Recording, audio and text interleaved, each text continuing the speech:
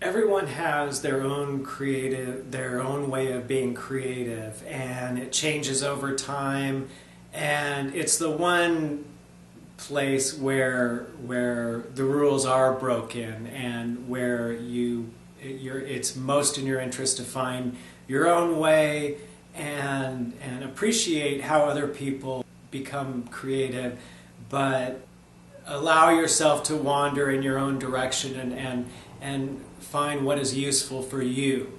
That being said, I'd like to introduce a story creation process that goes like this. It is problem solution. It's a two-part process.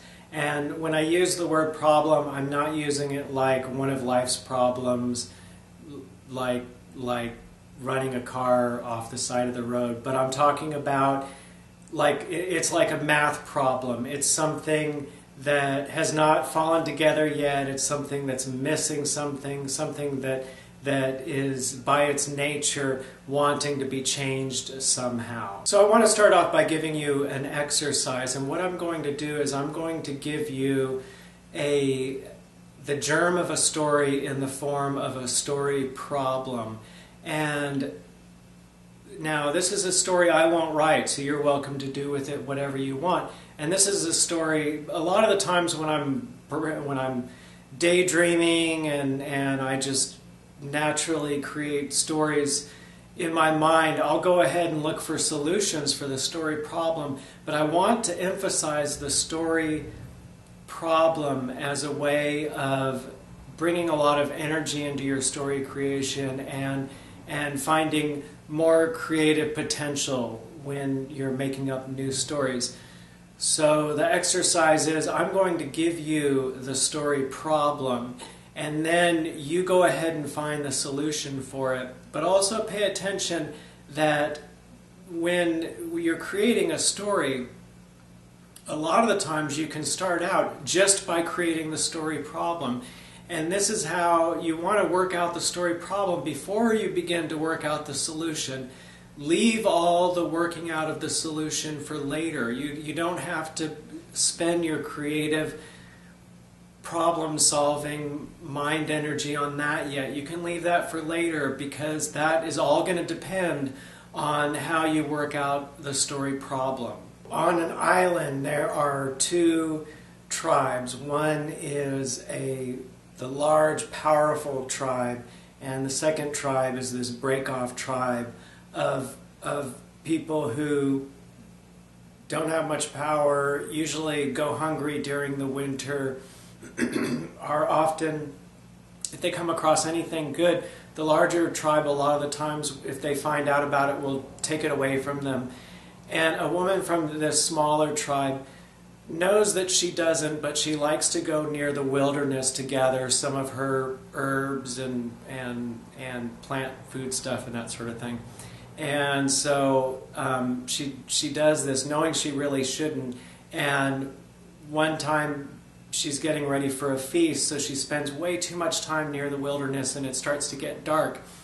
And especially around evening, you really don't want to be anywhere near the wilderness, but she is just finding she needs more stuff. She wants the feast to be good, and so then it gets dark. Before she knows it, the sun has set, and then one of the ghost warriors from the wilderness approaches her. She sees the ghost soldier, and he sees her, and he starts to walk toward her, but for some reason she does not run away.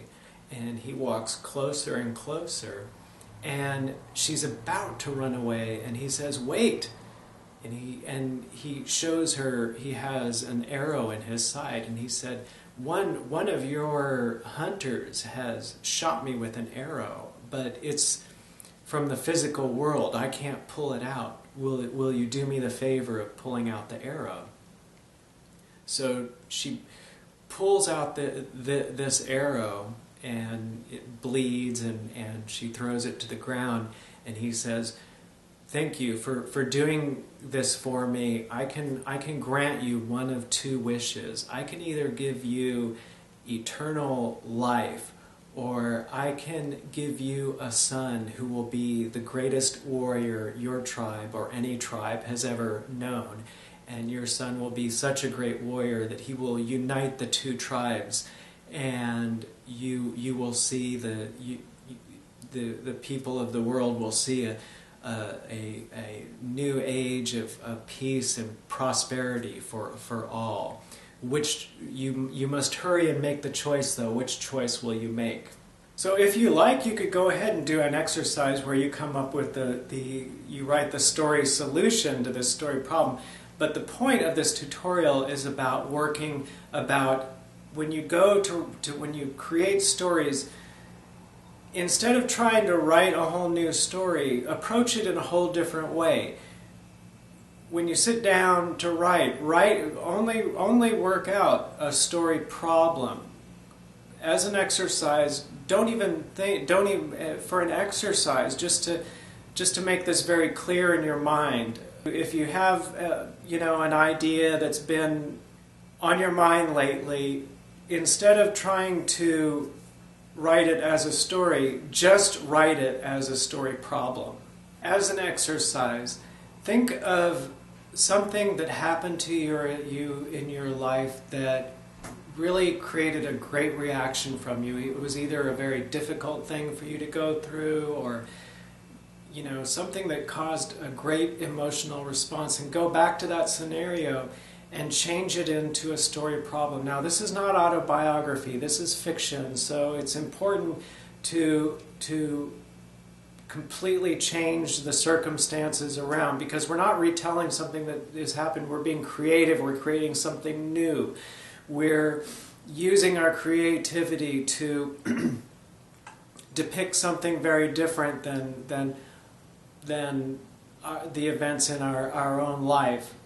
So what we're doing is we're searching for scenarios that are kind of like math formulas that are somehow begging for a solution. I encourage you to be fanciful. As much as I really appreciate very realistic drama, fiction writing, in the goal of becoming a more creative person, it can be very helpful to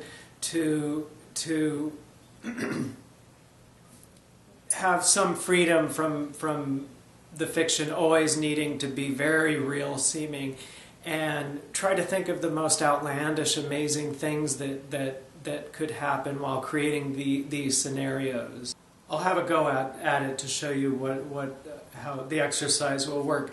So I bike home from work and I realize that I forgot my keys. So, and now this is autobiography, this is real life, but that is just the starting off point, and my goal is to create a story problem. So here's a character, bikes home, forgets his keys. It's late at night, bikes all the way back to work, but he never gets there. He gets to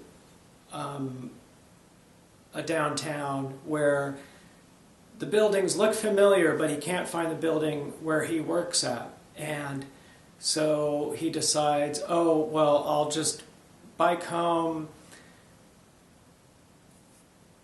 and I'll break down the door and I'll work it out tomorrow.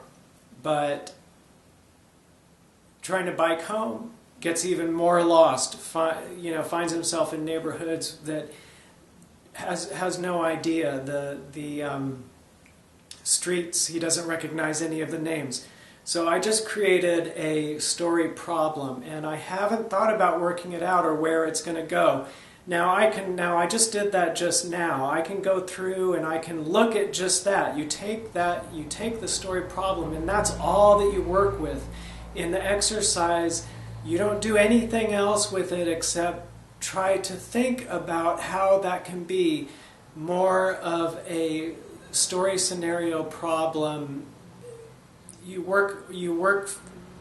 try to make it in its own right an excellent story problem. So you think about what changes you could make that could make it a more You could either make it a situation where it looks like it's going to be more of a problem for the protagonist, or you could make it a situation where it looks like more of a potential for the protagonist to, all their wishes are going to be fulfilled,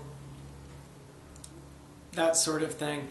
So that is the exercise, just to focus on that, not to think about sitting down and writing a whole story out, but recognize that a lot of the times story creation is where first we work out a story problem and then it kind of runs itself. It's sort of like building a little contraption that once you set it down and once you wind it up and set it down, it's going to run on its own and come to its own conclusion. One reason this approach is effective is that it helps us not to get in our own way. When we're being creative, when we're sitting down to write a story, we might have 2 of 3 parts of a story problem worked out, but we're already trying to work out the solution before we've even worked out the problem, and we're wasting creative energy, we're wasting brainstorm time on working out solutions that might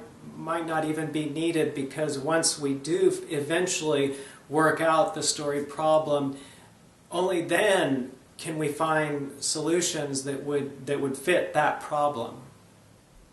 Another great effect of this approach is that it creates compelling stories. If we introduce readers to a story where there's a problem from the get-go, they're going to want a solution to that problem as much as we do. So it isn't so much about, the story as, well, this happened and then this happened and then this happened and then this happened. But we introduce a problem, and so the reader's like, oh, what something needs to be done here. Something, someone needs to step up and do something. There needs to be some kind of change. And this is drawing the reader in. This is making the reader, want to turn that page to find out what is going to happen. And remember, the story problem, it's like a math problem. The next exercise is to become a collector of story problems. So go ahead and in your journal, find, over the course of a week, create and write down 1 to 3 story problems, and they're each just a paragraph describing a scenario that needs some kind of solution, but don't think about the solution. Just collect these and have a collection of them, and then maybe a few months from now you can pick out your favorite one, or the one that you can't forget about, and then you can write a complete story with that one. When we become collectors of story problems, it's sort of like getting a lot of creative ammo that we can use in whatever creative work we're doing. If we're working on another problem, one story problem that in a lot of ways has nothing to do with the story that we're writing, gives us a great idea about what we can do with the story that we're working on. So we have a collection of all these scenarios, all these story problems, and one that we don't use can give us a lot of creative help in one that we are using. This could make it a lot easier for you as a writer. When you want to be creative, instead of being faced with having to spend hours on a story that you just want to think about and work creatively with for a little bit to see where it goes, all you need to do is work on the story problem, and it can be just a few paragraphs to wrestle with instead of pages. This approach also is very much in line with how story creation naturally occurs. Every human being is always a storyteller, day after day. We tell ourselves stories about what's going to happen tomorrow. We tell ourselves stories about how things could have gone. We tell ourselves stories about what the people in our lives are doing when we're not there. This is a way where through imagination we're trying to always gain a better understanding of our situation and our environment. So a lot of the times this story creation is working with the problem scenario. Again, I'm not using problem in a negative context. We want more story ideas, and to be able to begin to think about what might become a story idea in terms of framing it as a problem, like a math problem.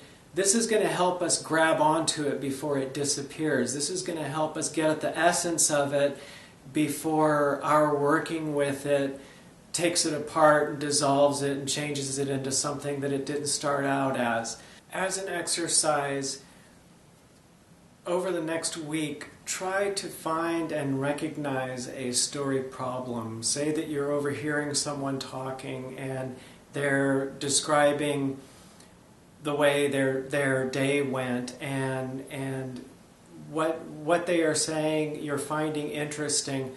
Why are you finding it interesting?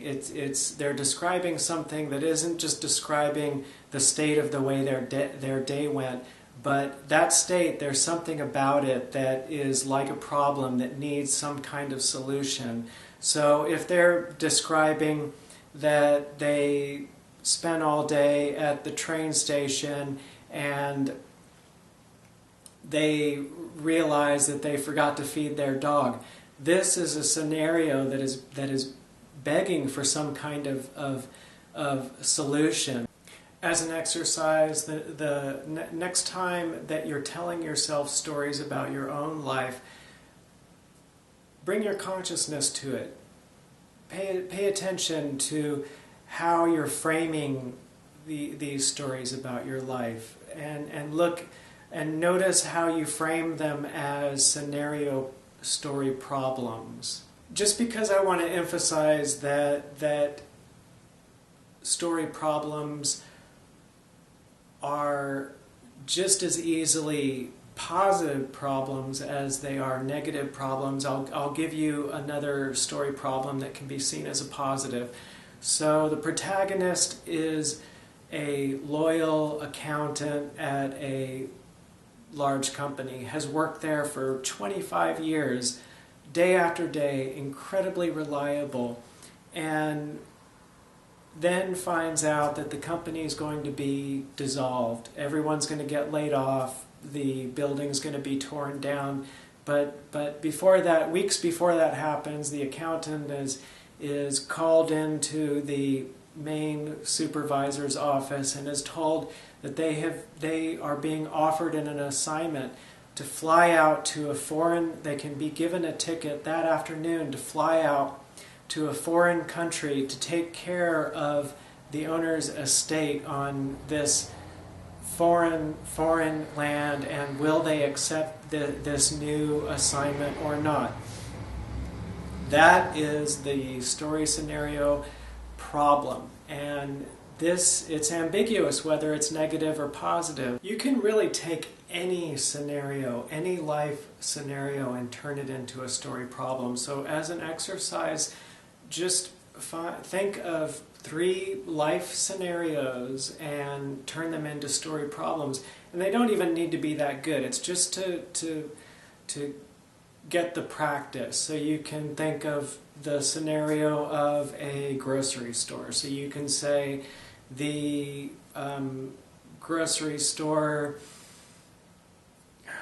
So you can have the protagonist working in the grocery store, and one day these unknown people in uniforms board up the outside of the grocery store, and all the people trapped inside spend the next few weeks needing to figure out what has happened. Always remember to have fun when being creative. As soon as you feel like you need to get results, you stop having fun. So just, when you're being creative, you can worry about coming up with good results later, but spend a great deal of time not caring if you come up with good results or not, but just think of it as a game, improvise, and see what you can come up with. Or in our real life, we are interested in solving problems, the sooner the better. But in fiction, you don't want to do that. If you delay the solution, that is creating suspense. When you hear about a story being, when you hear about it being described as the audience being at the edge of their seat and in a state of anticipation, a lot of this high energy and emotion that good stories create are not due to the action and activity in the story, but in the possibilities of what could happen in the story. If you love writing, if you really like the idea of being a writer, great writers are great storytellers, and the art of storytelling is it's a form of creativity. I hope that these exercises and this approach to story creation are helpful to you. If you want to encourage me to make more of these videos, please hit the like button. Leave a comment if you have any ideas, if you have a story problem that you want to put up there for others to read, and let others come up with their own solutions to that problem, please do so. Subscribe. Please let your artist friends know about my videos. And if you have time, please check out the story I'm working on. I'm posting all of it up at solomation.com. I hope your writing goes good, and have a good day.